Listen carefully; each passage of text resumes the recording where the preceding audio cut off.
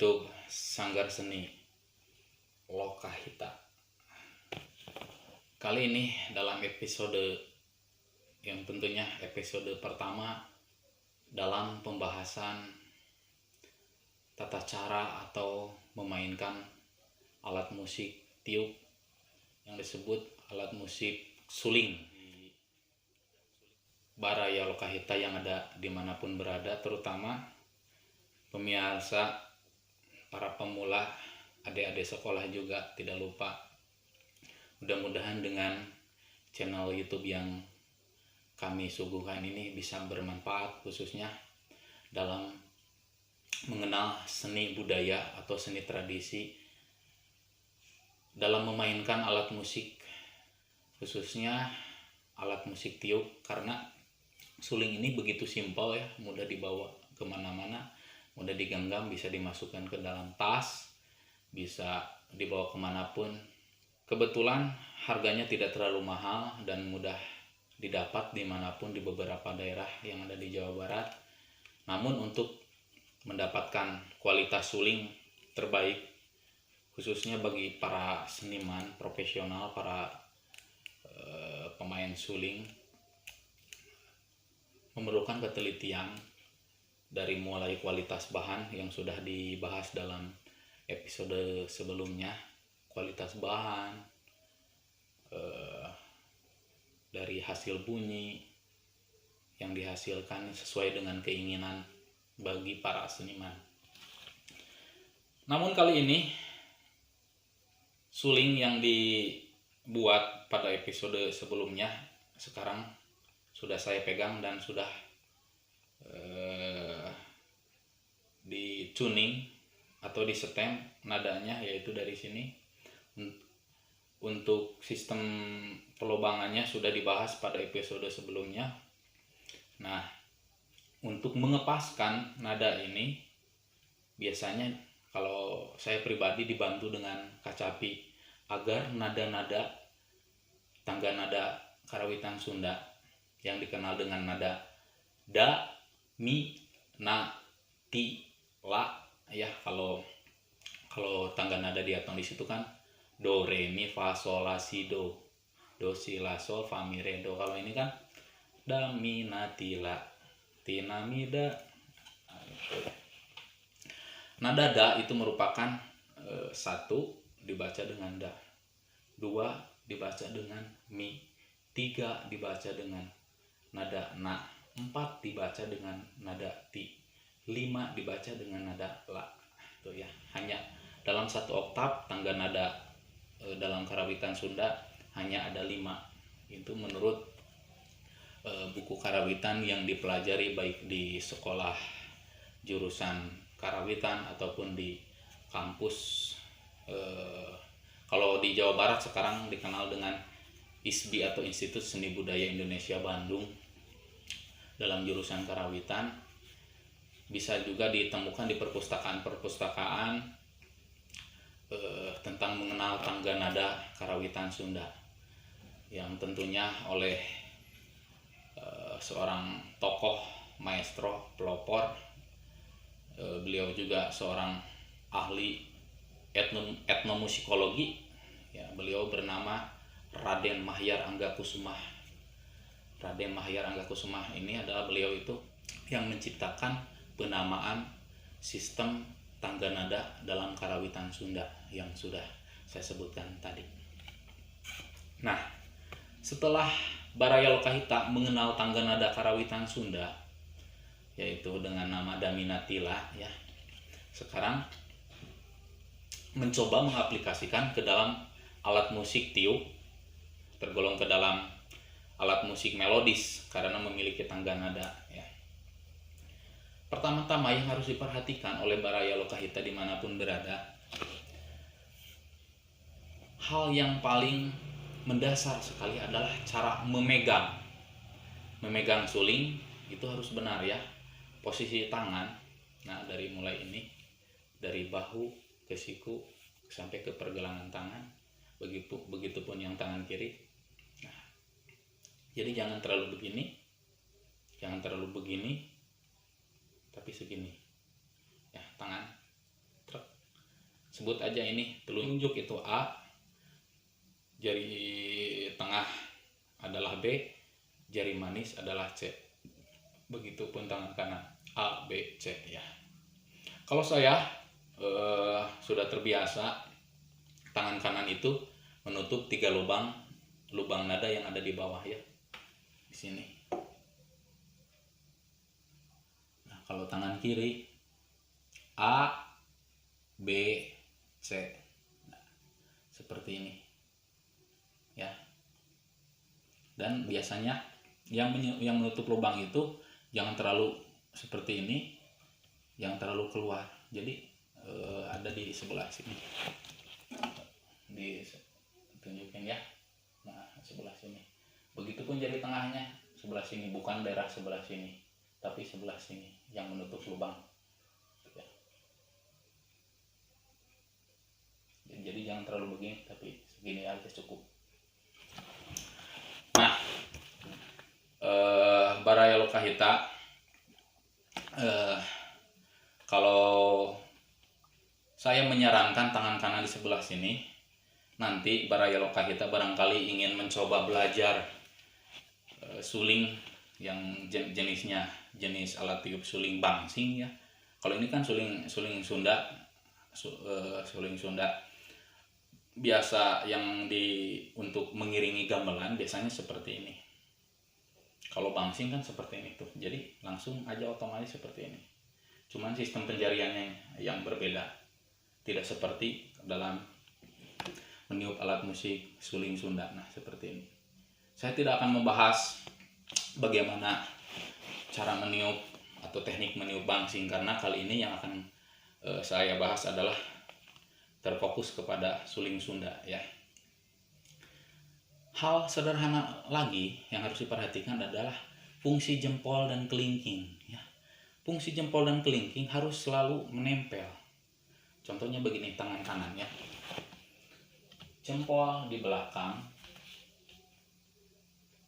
kelingking di pinggir. Nah, di sini kurang lebih. Ini menopang, jempol menopang, kelingking juga menopang. Jangan sekali-kali membuka ataupun jempol juga membuka, tetap aja di sini. Itu ya.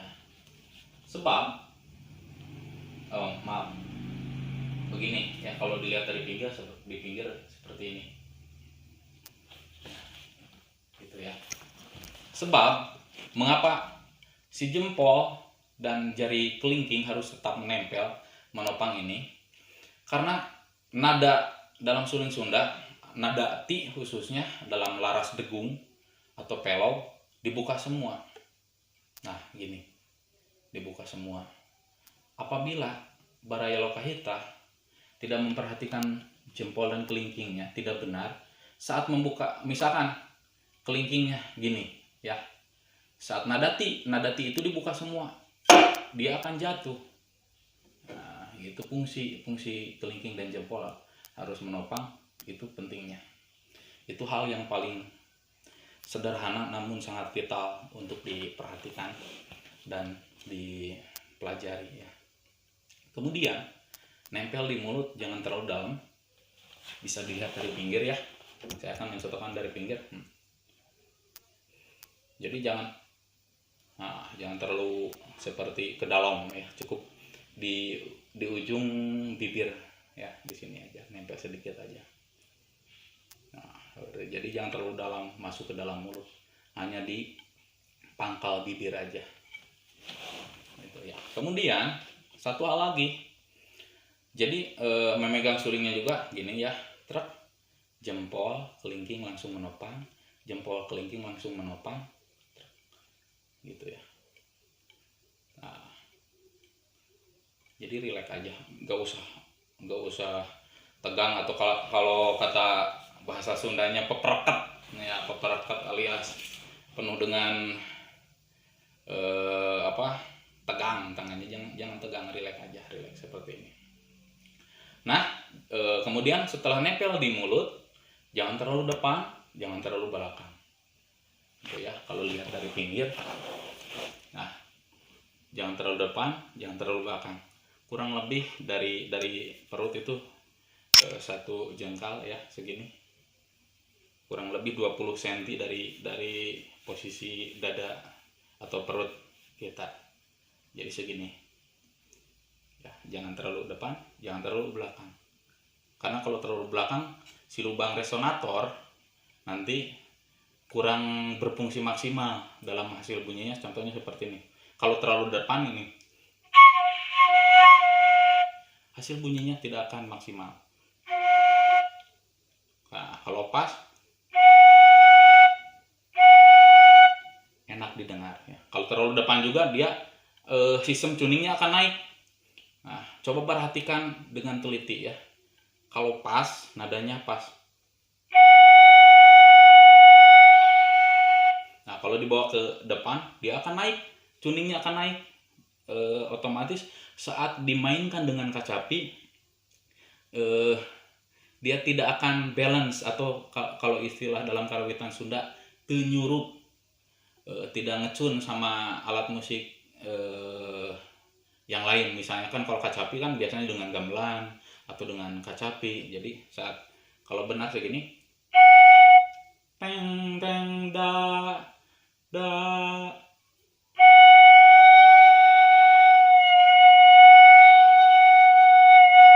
coba dengarkan baik-baik ya.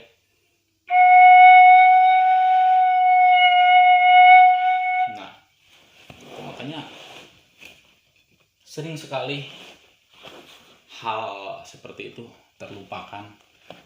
Itu bukan hal sepele, tapi hal yang paling mendasar dalam teknik memainkan suling, di samping teknik tiup dan teknik pencarian atau penjering gitu menurut istilah musik barat. Sampai situ dapat dipahami, mudah-mudahan dapat dipahami ya. Mudah-mudahan saya juga tidak terlalu cepat dalam menyampaikan beberapa tekniknya. Relax seperti ini ya. Nah, nada da apabila A, B, C kiri di atas, otomatis A, B, C kanan, yang di bawah membuka. Ini nada da. Kita akan mencoba ditiup dengan tidak melupakan estetika memegang sulingnya, jempol dan kelingking tetap. Jadi yang menutup lubang itu saat membunyikan nada da, A, B, C menutup. Jangan ada yang terbuka selubang jarum pun. Kalau misalkan ada agak terbuka sedikit, kalau misalkan gini, yang benarnya seperti ini nih ya. Kalau ada salah satu dari A, B, C terbuka sedikit aja, suaranya akan berbeda, tidak akan maksimal hasil bunyinya. Coba didengarkan secara bersama.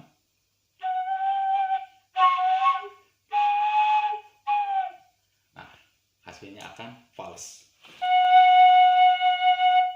Nah, ini kan A, B, C yang kanan itu tidak menutup lubang, tapi dia itu yang 3 jari ini tetap stay atau siap-siap di sini. Jangan terlalu buka ya. Kalau lihat dari pinggir seperti ini. Da, jadi jangan terlalu begini. Da, mentang-mentang si 3 jari ini nggak menutup lubang, jadi da buka. Wah, bukanya jangan terlalu lebar. Cukup segini aja. Da. Nah, gitu ya. Sekarang nada mi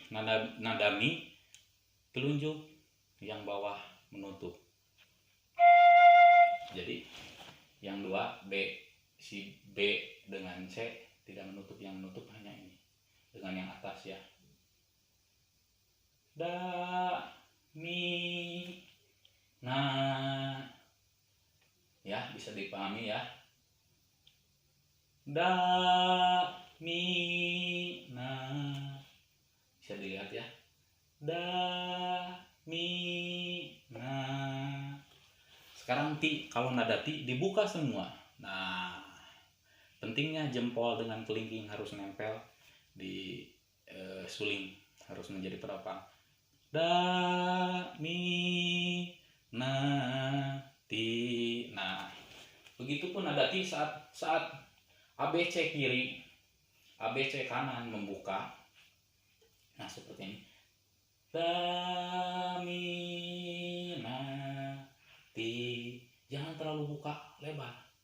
segini aja nah begitu kan ya.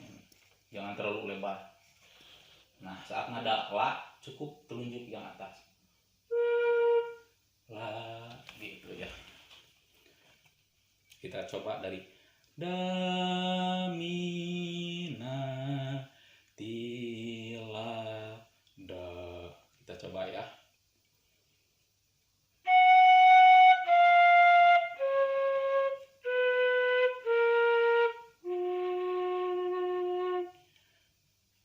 Da la ti na mi da dibalikan.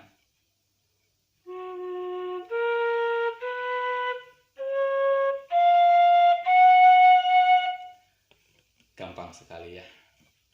Da mi na ti la da da la ti na mi da. Coba didekatkan ya seperti ini.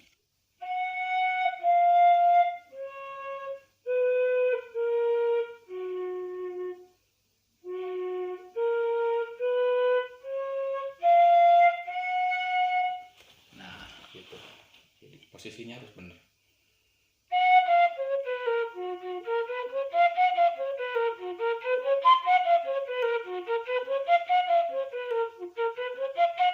Terus aja berlatih diulang-ulang. Da mi na ti la da la ti na mi da mi na ti la da la ti na mi da mi na ti la da la ti na mi da mi na ti la, dibolak-balik. Kemudian itu hanya nada pertengahan dan nada rendah. Yang rendahnya hanya da yang ini. Yang sedang, nah ini pertengahan. Yang rendah otomatis. Nah sekarang untuk selanjutnya adalah yang perlu diperhatikan teknik meniup. Posisi bibir ya akan berubah saat kala membunyikan atau meniup nada yang rendah dan meniup nada yang sedang, kemudian meniup nada yang tinggi. Coba perhatikan ya. Nada da, saya akan mempraktekkan nada da saja yang paling gampang. Nada da rendah. Sekarang Baraya Lokahita, perhatikan mulut saya, bibir saya, perhatikan nada rendah di nada da. Nada da sedang, nada da tinggi, sedang, rendah. Ya. Jadi posisi bibir itu menentukan untuk nada yang rendah, sedang, dan tinggi. Sedang, nada rendah, jadi si rongga mulutnya dibuka. Do. Sekarang nada sedang. Nah, nada tinggi. Nah, biasanya lebih lebar ke pinggir ya, kayak tersenyum. Tentunya memakai tenaga. Jadi si lidah, kalau diibaratkan si lidah itu lebih menutup ke atas. Jadi kalau rendah dia membuka, ada resonansi di mulut. Kalau sedang, nah segini. Kalau nada tinggi dia lebih menutup tapi agak menekan, ada tekanan. Kebetulan Baraya Lokahita, suling yang saya buat ini dirancang baik untuk pemula maupun yang profesional. Suling ini begitu ringan. Saya akan mempraktekkan dari nada sedang, nada rendah, dan nada tinggi ya.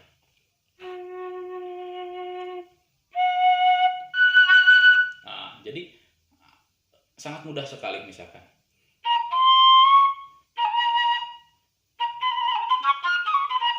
Ya, sangat ringan sekali ya.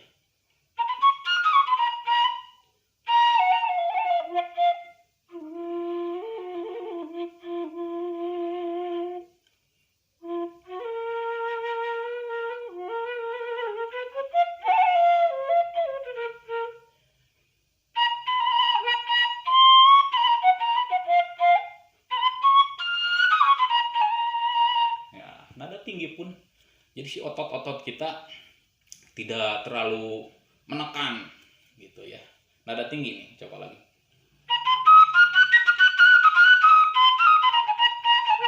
Nah, nada tinggi begitu ringan sekali. Kebetulan jenis bambu yang saya dapatkan ini jenis bambu yang kualitasnya bagus, menghasilkan getaran nada yang begitu enak. Kalau menurut saya pribadi, mohon maaf kalau tidak sepakat. Cuman Baraya Lokahita bisa membandingkan mana yang enak dan mana yang enggak. Itu lebih subjektif ya. Jadi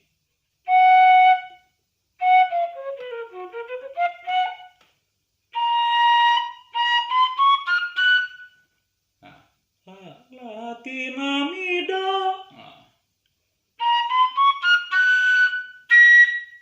Latinamida. Nah, sampai la oktav yang tertinggi. Nah, jadi dari nada yang terendah ya, dari nada na yang paling rendah.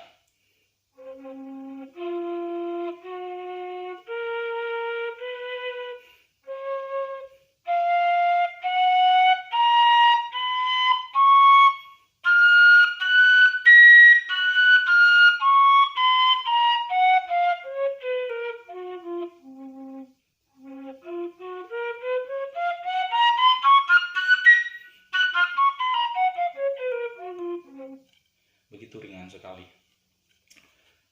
Baraya Lokahita, jadi carilah suling yang ringan ya, jangan terlalu berat dan jangan yang terlalu ngosong, atau kalau istilah dalam bahasa Sunda itu hampos. Hampos itu dia kita akan hambur napas ya. Kalau yang berat, kita otot-otot kita, apalagi bagi yang pemula, sangat capek gitu ya. Jadi usahakan cari suling yang enakeun, minta referensi dari teman-teman seniman, carilah suling yang ringan.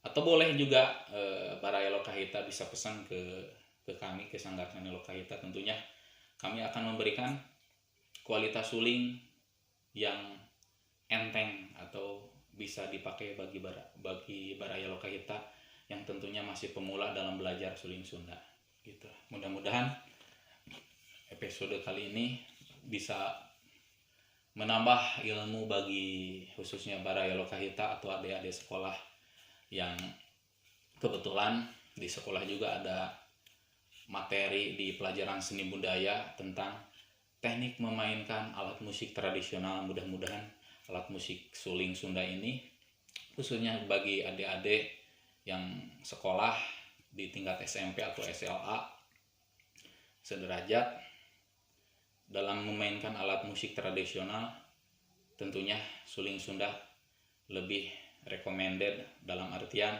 harganya terjangkau, tidak terlalu mahal, dan adik-adik sekolah di rumah bisa mengetahui jenis alat musik tradisional, khususnya bagi adik-adik yang sekolah di ruang lingkup Dinas Pendidikan Provinsi Jawa Barat. Nah, ini alat musik tradisional diwakili oleh suling Sunda dengan tangan dada Daminatila. Mudah-mudahan Baraya Lokahita juga dapat memahami beberapa teknik awal, teknik dasar dalam memainkan alat musik Sunda. Untuk selanjutnya kita akan berjumpa kembali dalam teknik tiupan yang lebih tingkat kedua lagi dan teknik penjarian selanjutnya. Setelah Baraya Lokahita belajar memahami tentang sistem tangga nada karawitan Sunda, cara memegang dan cara meniup.